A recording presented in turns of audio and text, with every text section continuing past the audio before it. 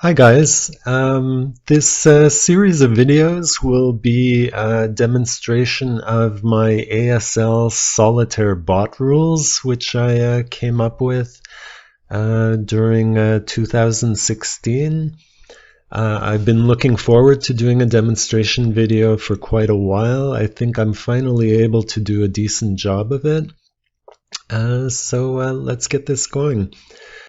So the scenario that I'll be using for my demonstration is the very first scenario from the first starter kit. So scenario S1 is Retaking Vierville. It's a meeting engagement between US paratroops and German troops, and it occurred just a little bit after D-Day, the day after D-Day.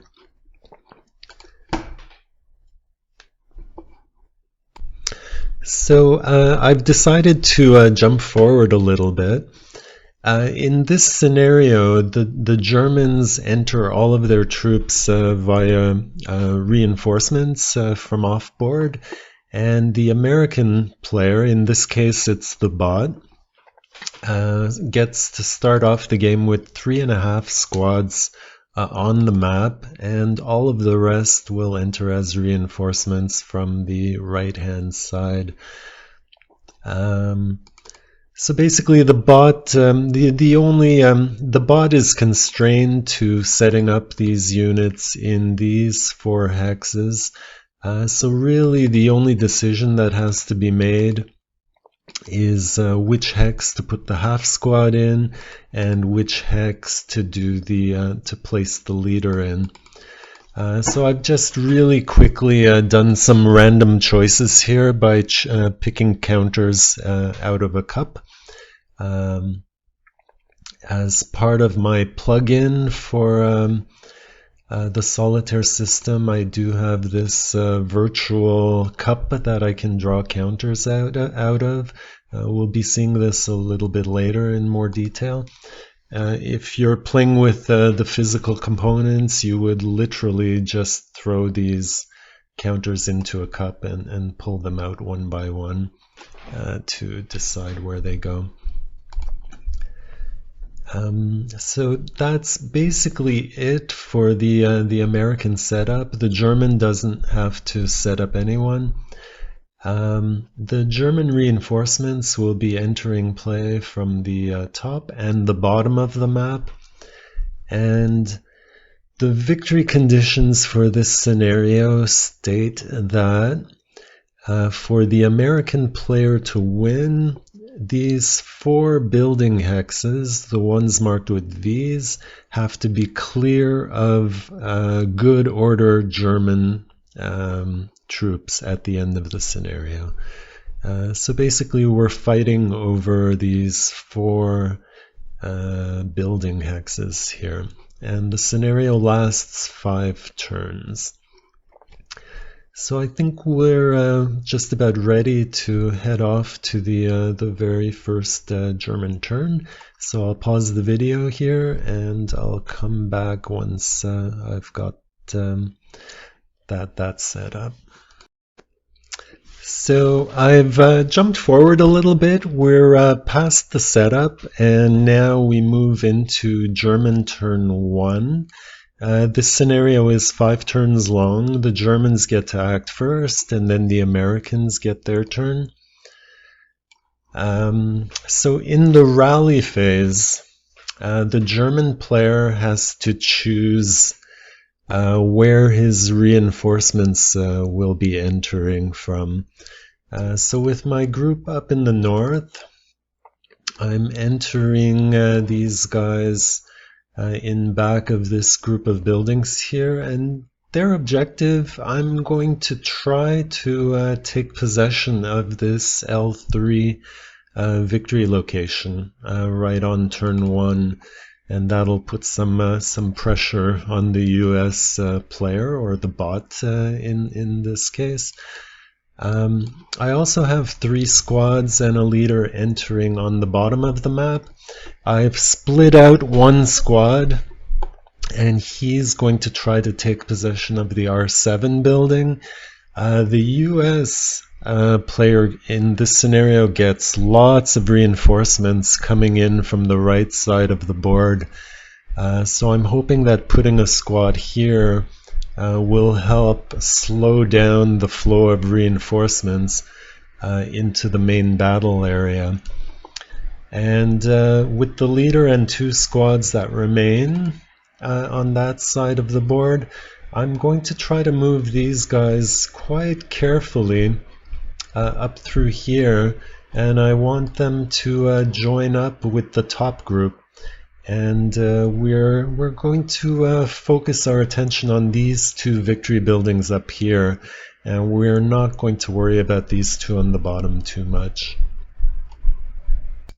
So now we can go to the German movement phase, and I'm going to start out by making some relatively safe moves. I'll begin with this squad down here in R11. And he's going to try to get to the building in R7. So he moves to R10 for 1 movement point. I don't think the US player has any line of sight to that hex, so that's fairly safe. He continues to R9 for 2, and he's still safe from enemy fire in that hex. Continues to R8 for 3 out of his 4 movement points, and he is still safe there. And he ends his movement there, and he will advance into the building in the advance phase. For my next moves, I'm going to start bringing this stack down in I11. Further up towards the top of the board, and we're going to see if we can make it to the I6 building over here. And this should also be a relatively safe move. So to I10 for 1, to I9 for 2, to I8 for 4.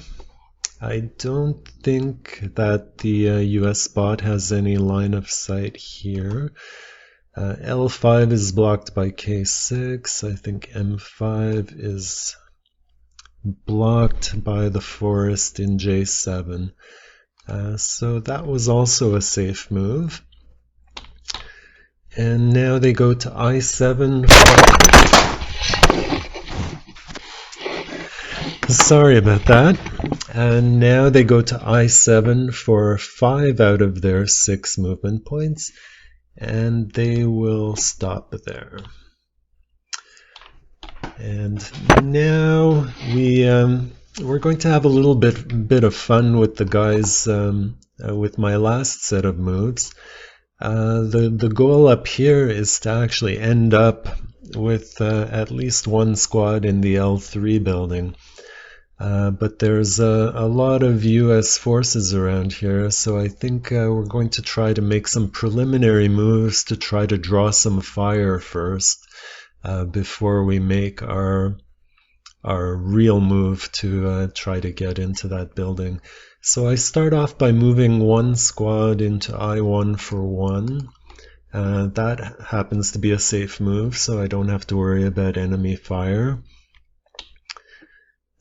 Just checking line of sight to M5. It's blocked by the building in J1, so the bot can't really do anything about that move. He continues by moving into the building in J1. He's now used 3 out of his 4 movement points, and that's also a safe move. And he completes his movement by going to J2 for his 4th movement point. Now here, there are US squads or half squads that can definitely shoot on him there. The half squad in N3 has line of sight, and the full squad in M5 can also see him there. So at this point, for the very first time, we have to draw a solitaire bot card to determine whether the bot will fire, and if he does fire, which of those units will take the shot. So the deck of cards has 40 cards in it, and let's do the card draw. So this is the card that the bot drew, and the value that we're interested in is this 6 firepower right here at the top. So what that card is saying is that the bot will take a shot at my moving squad if it can find a shot that has a normalized firepower of 6 or more. Now, normalized firepower is a term that I came up with, and it's basically a way of factoring in the modifications to a shot, the plus or minus modifiers. I actually factor those into the basic firepower value, and I arrive at a single number that tells me how strong or how weak a particular shot is. So here we're looking for a shot of 6 normalized firepower. So I'll try to show you how that works. If I had a squad that could exert 6 firepower and it was taking a shot with no modifiers whatsoever, that would be a 6 normalized firepower shot. If that same squad was taking a shot with a -1 modifier, then we start out with 6, and for each minus modifier, we do a column shift up the IFT table.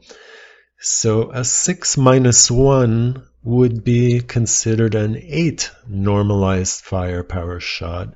A 6 minus 2 would be a 12 normalized firepower shot. Another example, if this squad was shooting at one of my guys in a stone building, that would be a 6 plus 3. So for a plus modifier, we go down. We do downward column shifts.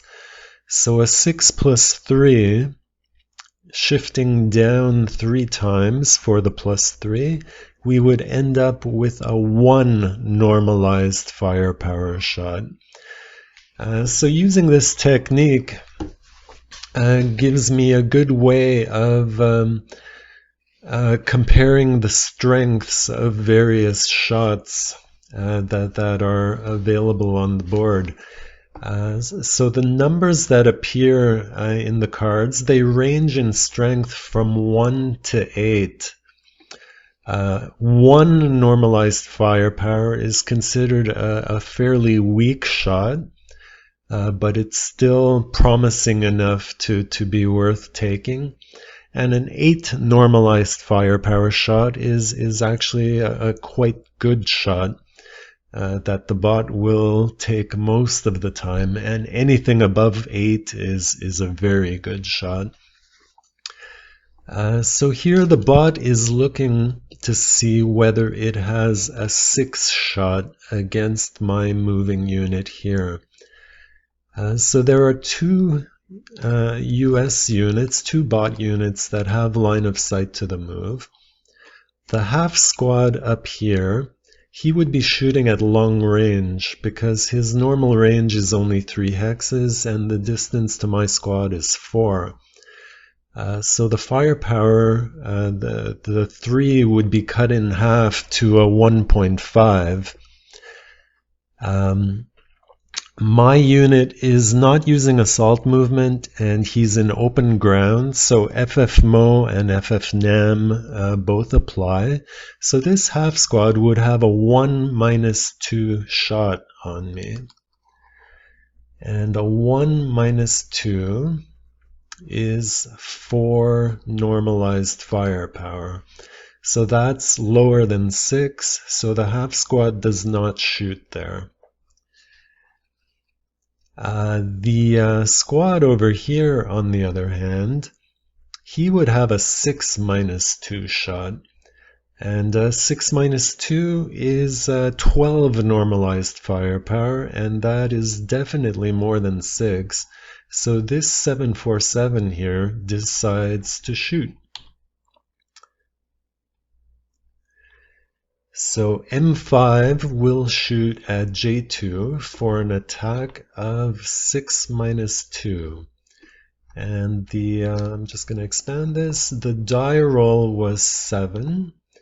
So the die roll was 9. Minus 2 is 7. And if I check 7 on the 6th column, my squad has to undergo a normal morale check.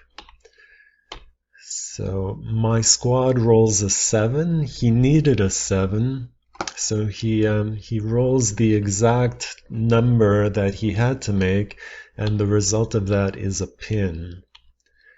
The attack also places 2 residual firepower, and we mark the 747 squad with a first fire marker.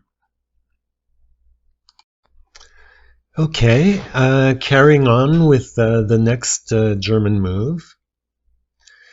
I'm breaking out one squad from this stack in I0, and he moves to J0 for 2 movement points. There's some woods there. And basically, I'm going to try to draw fire from the half squad. And if I can do that, I think that my leader and my last remaining squad will have a very good chance of making it to the L3 building by the end of the turn. So I'm checking line of sight. The half squad does see my squad in the woods there. So I have to draw another card. And the firepower that the bot is after this time is 4. So if I look at the half squad, he's still at long range. So he would only have 1 firepower himself. The woods would be +1. And FF NAM would apply here. So the shot for the half squad would be a 1-0.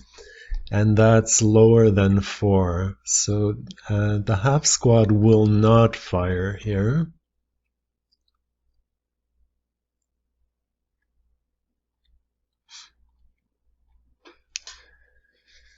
And none of the other American units had line of sight to J0, so my squad can continue to move. And he goes to K1 for 3 movement points, and he has 1 left. So the half squad can also sees that move again. I think the leader in the squad here may also be able to see him. So we have to draw another card, and this time we get the lowest possible value. So there is pretty much definitely going to be a shot happening here. The half squad is still shooting at long range, so he only has 1 firepower. But this time there's FFMO and FFNAM, so it's a 1-2. And if I check out how much normalized firepower that is, 1 minus 2, so we do 2 column shifts, and that's a 4 normalized firepower shot. So the half squad would definitely shoot there.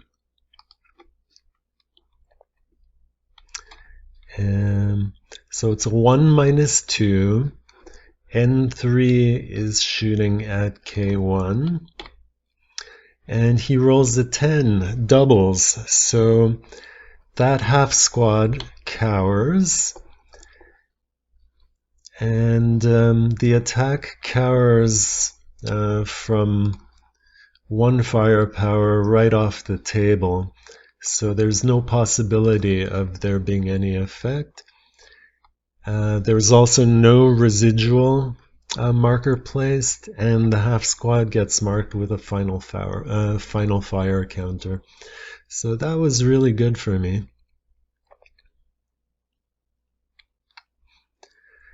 I just did a line of sight check from N4 to K1. N4 also had a shot there, but when the bot has multiple units that can make a shot, in the rules there's like a hierarchy. There's a table that shows you how to decide which of multiple units will actually take the shot. In this case, we had the choice of firing with the 337 here or the 747 here. Usually the bot will try to choose it tries to expend as little firepower as possible and still respect the value that's on the card. So it tries to make the most economic shot that still respects the card. So in this case, expending the 337 was a more economic way of meeting the 1 firepower requirement of the card. And my squad in K1, now that he's drawn fire, he decides to stop his move at that point.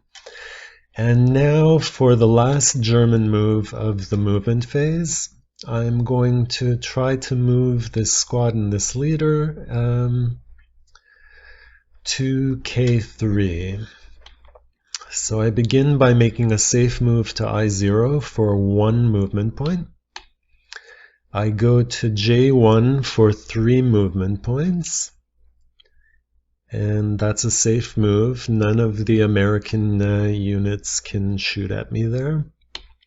We continue to K2 for 5 movement points, and the squad and the leader in N4 have line of sight there. Oh, hang on.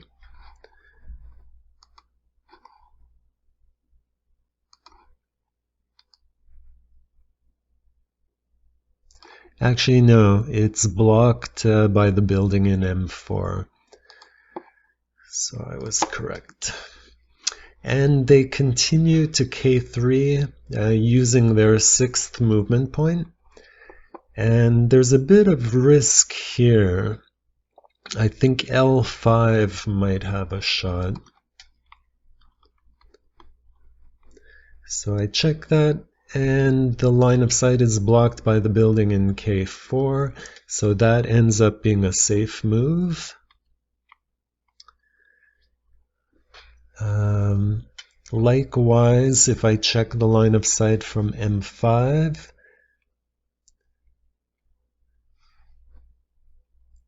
that also appears to be blocked, and my squad and leader end their move right there.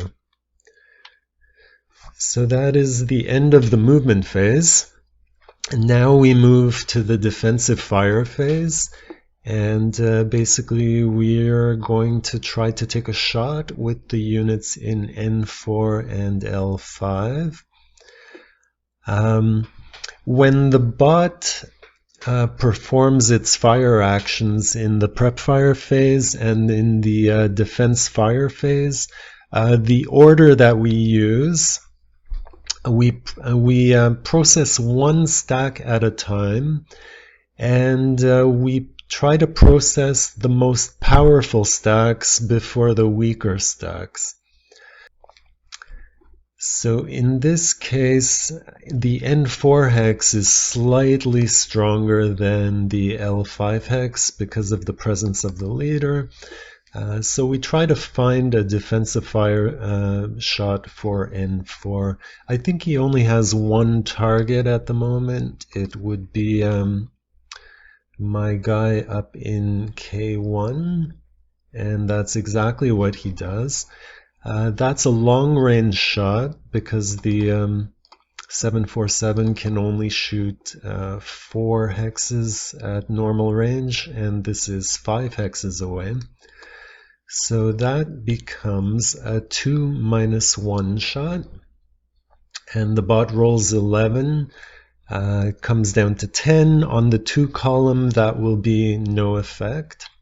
So we mark that stack with a final fire marker. And lastly, we have to find something for L5 to do, and I don't think he sees anyone. So L5 has no shot, and the bot's defensive fire phase ends. Now we move on to the German advanced fire phase, and I am going to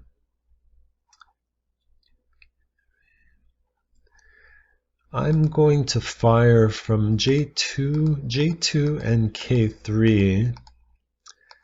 We'll form a fire group and we'll try to shoot the half squad in N3.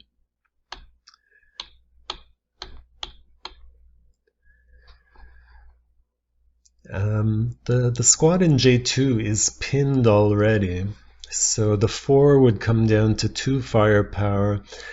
If I have it again for the advanced fire phase, this guy would only contribute 1 firepower, and the 447 here would contribute 2 firepower to the attack. So it doesn't really make sense for me to fire group these 2 guys together, because the 1 is not enough to improve my 2-column attack to a 4-column attack. So I'll shoot only K3 at N3, and it will be a 2-0 attack. And I roll a 10, and there is no effect. Now I try K1 at N3. We're still focusing on the half squad. This will be a 2-0 attack, and I roll a 6, and that's a pin task check. The US half squad needs 7. He rolls an 8, so he is pinned. And my final shot will be the pinned 447. We'll take a final last-ditch shot at N3, and this will be a very weak 1-0 attack. He rolls a 5, and that's a normal correction. That's a pin task check. If I look at 5 on the 1 column, it's a pin task check. And he is already pinned, so I don't have to make a roll there. And my advanced fire phase is now over. We go to the rout phase. There are no units of either side broken, so I can just skip right past the rout phase. And now we move to the advance phase. So I will begin by advancing my squad in K1, and he will occupy the K2 building. Next, my squad and leader in K3 will move into one of the victory buildings. So the Germans are now technically winning the scenario. And finally, my 8-1 and my 2 squads down here will move into the I6 building. And again, I'm hoping to move these guys around to support the group up at the top. And now finally, I almost forgot about this guy. We will move R8 into R7. And he will help out interdicting the reinforcements that are about to enter the board next turn. So that's the advanced phase. Now we move to the close combat phase. There are no close combats. So we can remove the pin markers, and we have just played our first half turn against the bot. So US turn 1 is coming up.